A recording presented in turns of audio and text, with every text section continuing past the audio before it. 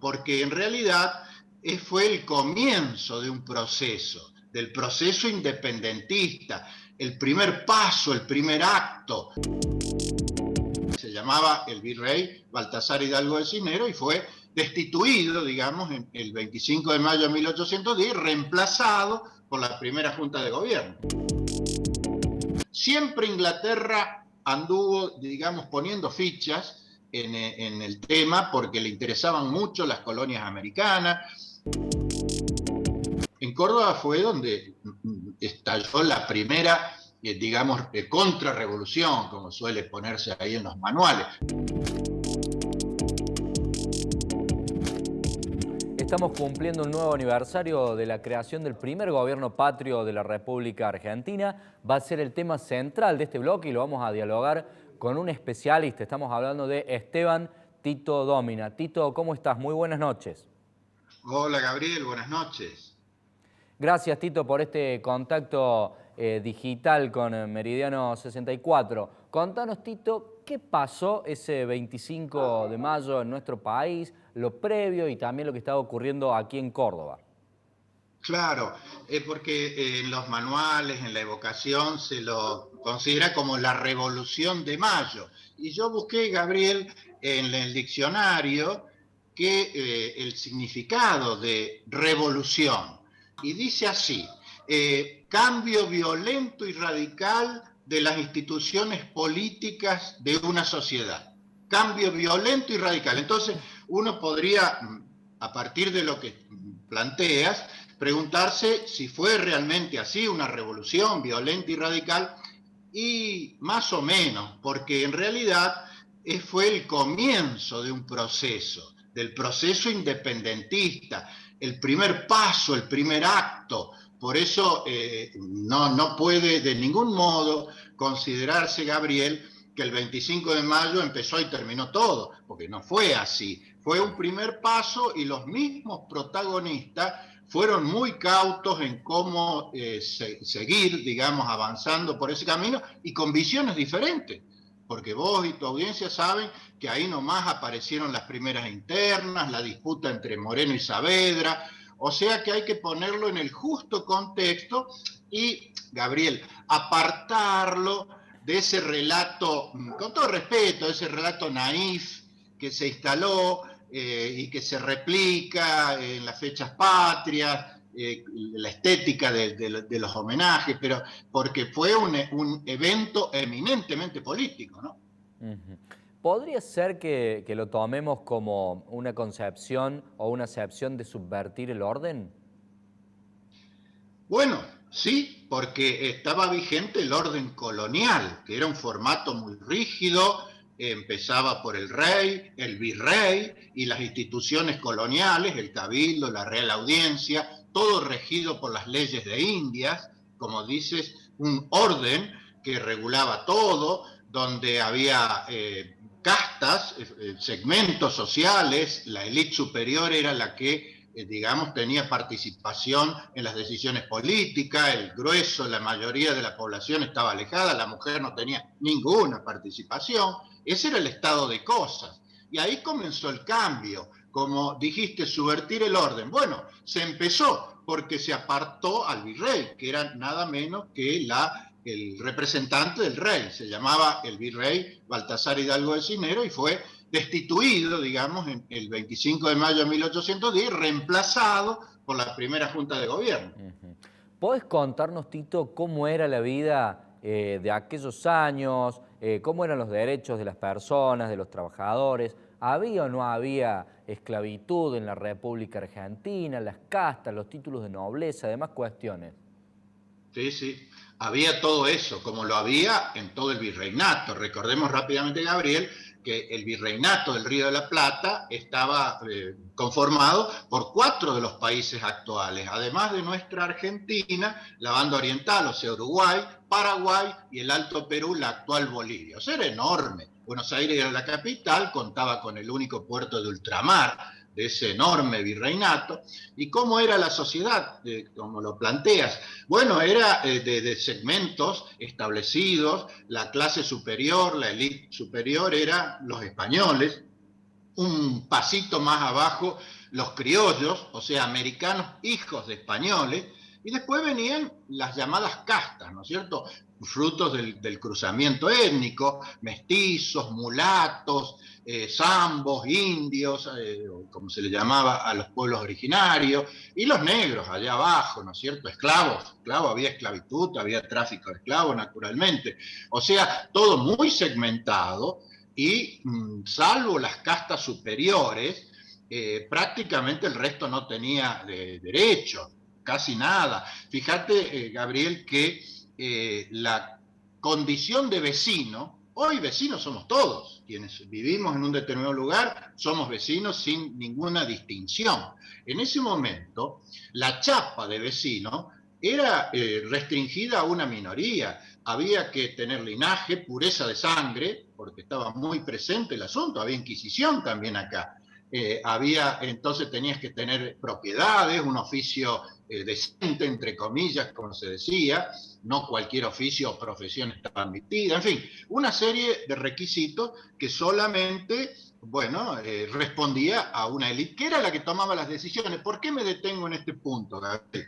Porque fue un cabildo abierto, que era la reunión de vecinos. El cabildo abierto era una circunstancia extraordinaria donde se convocaba a los vecinos, o sea que había que acreditar esa condición. Y ese cabildo abierto del 22 de mayo fue el momento más importante de la semana de mayo, porque en realidad después de un delay, podemos decir un delay hasta el 25, pero la decisión, el triunfo, entre comillas, del núcleo patriota es el 22 de mayo. Y ahí fue una reunión de vecinos. Acudieron nada más que 250 personas, 250 hombres, porque las mujeres no podían ingresar a esa categoría. Imagínate que en una población, en ese momento Buenos Aires ha tenido 50.000 o más habitantes, solamente se cursaron para ese cabildo abierto que iba a tomar una decisión tan importante 450 invitaciones y acudieron 250. Esa fue la gente que decidió el cambio, la circunstancia de apartar al virrey y avanzar hacia la designación de una junta. Lo de vecino que vos decías recién, como para dejarlo en claro, serían las personas que podían tener participación ciudadana, no del vivir en la proximidad de alguien, sino que ejercer el rol de ciudadano. Tal cual, ejercer cargos públicos, porque era frondosa la burocracia española, era muy abundante, porque había mucho empleo público, el cabildo, la Real Audiencia, en fin, todos los órganos que hacían al funcionamiento colonial, pero estaban reservados a los vecinos, y yo diría a los españoles y criollos de cierto renombre, nada más, el resto no tenía ninguna posibilidad de acceso a esos cargos públicos. Teniendo en cuenta la situación del país, la producción y demás cuestiones, ¿de qué jugaba Inglaterra? En términos futbolísticos hablando, ¿no? Bueno, está bueno, el planteo está muy bueno tuyo, porque hay dos circunstancias, Gabriel, que hay que poner sobre el tapete para entender la Revolución de Mayo o las jornadas de esos días. Una es la situación de España, lo que estaba pasando en España, porque si uno no pone en espejo lo que pasaba en España, no se entiende lo que pasó acá y por qué en ese momento. En España, el rey Fernando VII de los Borbones estaba impedido de ejercer el reinado porque había sido apartado por Napoleón Bonaparte, que había invadido España y se había quedado con el trono, y lo había puesto a su hermano, José Bonaparte, rey de España. Entonces en España había una vacancia que intentó suplir una llamada Junta de Sevilla, de Andalucía, y también Napoleón la pasó por arriba, y ahí es donde se produce ese vacío de poder que los de acá, la gente, el núcleo que estaba impulsando el cambio político, aprovechó en 1810. Esa es una cosa. Y la otra es la que está señalando. Siempre Inglaterra anduvo, digamos, poniendo fichas en el tema porque le interesaban mucho las colonias americanas. Estaba instalada la polémica, Gabriel, en cuanto al libre comercio o librecambistas versus monopolistas. Recordemos que España establecía un régimen monopólico, o sea que obligaba a comerciar solamente con la metrópoli que era España, y eso no gustaba o no caía bien a muchos hacendados. Moreno ejercía la representación de los hacendados, fue el que le puso voz, digamos, a los librecambistas. O sea que esa cuestión que cobró inclusive volumen con las invasiones inglesas de 1806, 1807, estaba muy presente. Esto que vos señalaste como una cuestión económica tuvo mucho que ver, y la mano de Inglaterra estaba detrás, naturalmente, porque había intereses creados, no era tan ingenuo todo, ¿no? Ujú. Y este cambio de destino comercial, ¿a qué sectores de aquel tiempo del país benefició y a quiénes perjudicó? Bueno, la actividad principal era la exportación de productos de la tierra, como se llamaba, y sobre todo de la vasta llanura pampeana que rodeaba Buenos Aires, donde crecía el ganado así naturalmente. Entonces la industria, los commodities, digamos, Gabriel, más importante eran los cueros, el cebo vacuno, la grasa, los productos derivados, sobre todo los vacunos, porque la actividad agrícola era más bien para consumo interno. Eso eran los commodities, tendría que ser, los cueros eran, qué sé yo, la soja de hoy, muy apreciados, ¿no? Porque eran productos que tenían alto valor en el mercado. Entonces, ¿qué querían los hacendados, los exportadores, los comerciantes? Bueno, libre comercio, poder vendérselos al mejor postor, como vulgarmente se dice. Así que eso instalaba un ruido que sabía tener traducción política, ¿no? Porque el monopolio español era el límite. De todos modos, también te aclaro, Gabriel, que el monopolio era naturalmente burlado. O sea, el contrabando en esa Buenos Aires colonial estaba naturalizado, o sea, era una actividad tan rutinaria como lucrativa, pero indudablemente la cuestión esta que estamos mencionando sobrevolaba sobre la cuestión política que tenía más que ver con, entonces ahí sí, con las ideas de la Revolución Francesa, con quienes estaban en esa vanguardia, porque como toda revolución requiere una vanguardia, Gabriel, siempre pasó en la historia de la humanidad, y en este caso la hubo. Era el grupo que se reunía en la jabonería de Vieites, mira, solo la enunciación de los nombres te va a dar la pauta de las espaldas que tenía esta gente, Manuel Belgrano, Castelli, French, Beruti, Nicolás Rodríguez Peña, Hipólito Vieites, todos ellos eran los que impulsaban, pero no dejaban de ser una élite, ¿no es cierto? Porque el pueblo recién aparece después. Parece que no ha cambiado tanto, Tito, la historia, con esto que decías vos del contrabando y la situación que vive hoy la República Argentina. Me falta preguntarte por Córdoba, esa provincia tan estratégica, tan estratégicamente ubicada. Mira, cuando juran los miembros de la Junta, cuando finalmente, después de la ida y vuelta, termina conformándose la Junta, juran. Viste que ahora se jura por Dios, la patria, los santos evangelios u otros juramentos. En ese momento era fidelidad al rey de España, ese era el juramento. Y de hecho juran por Fernando VII. Entonces uno puede preguntarse, pero es muy loco, ¿cómo es? Lo han echado al virrey, que es el representante del rey, y terminan jurando fidelidad al rey. Bueno, esto tiene que ver justamente con qué, con que el virreinato era enorme, extenso, y ellos no tenían ninguna certeza de cómo iba a reaccionar, porque no se sabía si esta novedad, cuando cundiera en ese territorio enorme, iba a generar adhesión o no. Y acá vamos a Córdoba, que es lo que planteas vos.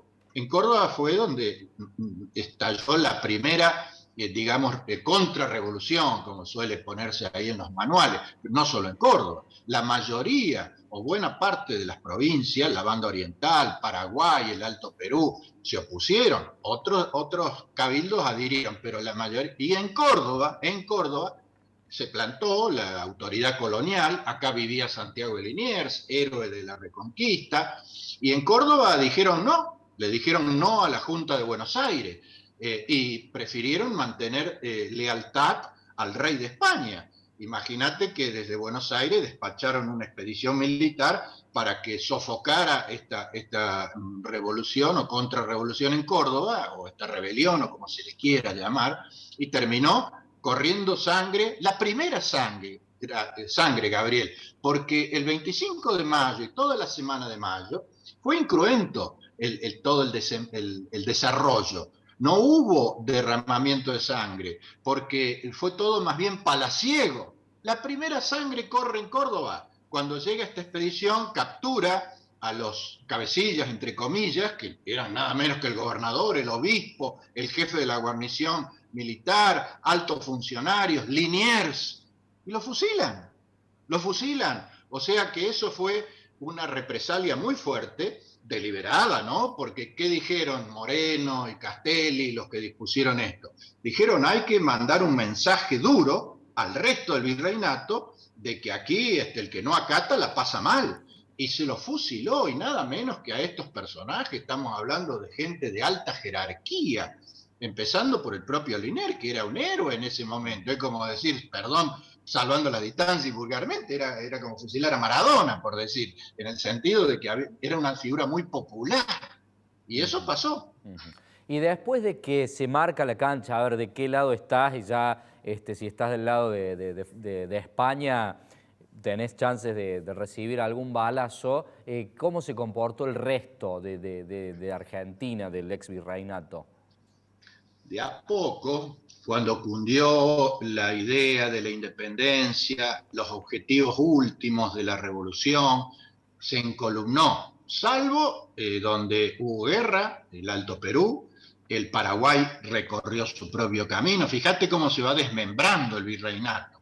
La banda oriental, bueno, estuvo allí también con su propio proceso, y el resto se fue encolumnando, aportando a los ejércitos de la patria, asumiendo la causa de la independencia. Ya después van entrando en la escena personajes fundamentales, gigantes de la historia, como José de San Martín, como Martín Miguel de Güemes, y ya estamos en medio de una guerra mezclada con la política, con idas y vueltas, marchas y contramarchas. Pero en Córdoba, por ejemplo, Gabriel, el pueblo se encolumnó rápidamente. De todas maneras, fíjate el detalle, el recelo de Buenos Aires sobre Córdoba persistió. En los años siguientes a la revolución, prácticamente Córdoba podríamos decir que estuvo intervenida, porque a los gobernadores los designaban desde Buenos Aires. Recién en 1815, Gabriel, 5 años después, el Cabildo de Córdoba pudo designar al primer gobernador propio, digamos, a José Javier Díaz. Y después tampoco siguió, digamos, persistió esa situación porque siguieron interviniendo Córdoba, porque había un recelo sobre lo que Córdoba es, el mismo que se va a mantener a lo largo de la historia, porque Córdoba siempre fue un contrapunto con respecto al centralismo. Nunca acató mansamente, nunca. Es donde vos te fijes en cualquier etapa de la historia, vas a encontrar a Córdoba con un rol propio, con un alto protagonismo y con liderazgos locales muy fuertes. Varias decenas de décadas después, la isla. Tito, si te parece, hacemos una breve pausa y en el próximo bloque vamos a tocar algunos temas un poquito más de actualidad, si te parece. Bueno, cómo no. Ya volvemos.